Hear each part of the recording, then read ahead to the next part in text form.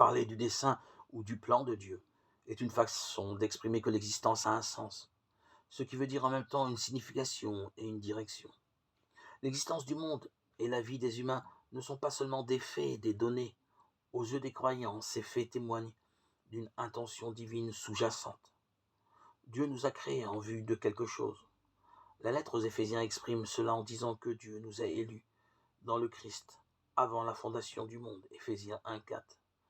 Ce mot avant ne signifie pas une antériorité chronologique, mais plutôt une priorité dans l'intention de Dieu. La venue du Christ et l'appel à le suivre n'est pas une sorte d'arrière-pensée de la part de Dieu, provoquée par les fautes des humains. Ils étaient déjà inclus dans la volonté primordiale de Dieu qui l'a amené à créer l'univers.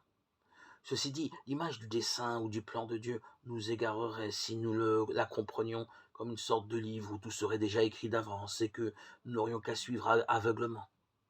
Une telle vision des choses enlèverait notre liberté et nous paralyserait. Comment en effet pourrions-nous découvrir ce qui serait écrit dans ce livre et être sûrs de ne pas nous tromper? Plutôt qu'une réalité toute faite à l'avance, la Bible évoque le dessein de Dieu à travers la notion de promesse.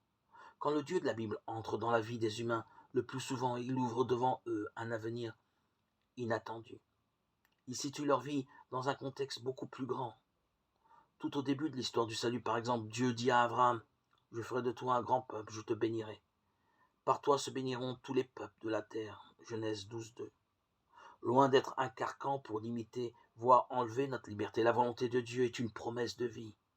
Elle nous appelle à utiliser tous nos dons pour que notre façon de vivre corresponde toujours plus à l'amour de Dieu pour nous.